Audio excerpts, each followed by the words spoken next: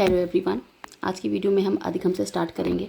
अधिगम का मतलब होता है सीखना, और ये 3 से 4 इस वजह से लिखा हुआ है कि ये 3 से 4 नंबर तक के क्वेश्चंस आते हैं इसमें यूपी टेट से। तो अधिगम की हम परिभाषा के बारे में बात करेंगे, नियम के बारे में बात करेंगे, विधियाँ और सिद्धांत के बारे में बात करेंगे। चलिए स्टार्ट करते हैं।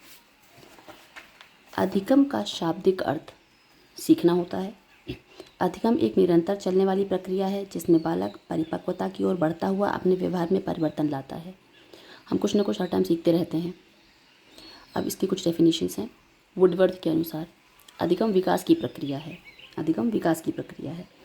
स्किनर के अनुसार अधिगम व्यवहार में उत्तरोत्तर सामंजस्य की प्रक्रिया है। उत्तरोत्तर सामंजस्य की प्रक्रिया है। गेट्स के अनुसार अधिगम अनुभव और प्रशिक्षण द्वारा व्यवहार में परिवर्तन है। ये डेफिनेशन आप एज इट इज़ याद कर लीजिएगा। क्रो एंड क्रो के अनुसार अधिगम आदतों, ज्ञान, अभिवृत्तियों का अर्जन है। पावलव के अनुसार अधिगम अनुकूलित अनुक्रिया के फलस्वरूप आदत का निर्माण है। तो इसमें ये 5 डेफिनेशंस हो गई that are very important. Let's start. अधिगम के नियम जो मेनली दिए हैं थॉर्नडाइक ने, इनके मेनली 3 नियम हैं। तत्परता का नियम, अभ्यास का नियम और प्रभाव का नियम। इसी को हम कहते हैं संतोष का नियम और परिणाम का नियम।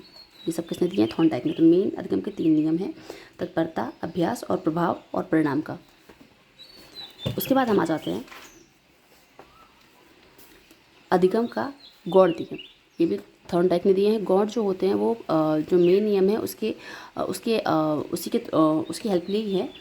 जैसे इसमें 5 नियम मेन आते हैं। पहला बहुप्रतिक्रिया का नियम, दूसरा मनोवृत्ति का नियम, तीसरा आंशिक क्रिया का नियम, चौथा आत्मीकरण का नियम या इसी को हम सादृश्यता या समानता का नियम कहते हैं, और 5वां है संबंधित परिवर्तन का नियम। ये सीखने के 5 गौड़ नियम हैं और 3 मेन नियम हैं। ठीक है। अब इसके बाद हम आते हैं विधियों पर। अधिगम हम कैसे सीखते हैं? हम करके सीखते हैं, हम अनुकरण करके सीखते हैं, हम निरीक्षण द्वारा सीखते हैं, हम प्रशिक्षण द्वारा सीखते हैं और फिर हम सामूहिक विधियों द्वारा सीखते हैं, जैसे वाद विवाद प्रतियोगिता हो गई, प्रोजेक्ट कार्य हो गया या विचार गोष्ठियाँ वगैरह हो गई। तो ये मेन हमारे विधियाँ हैं अधिगम के लिए।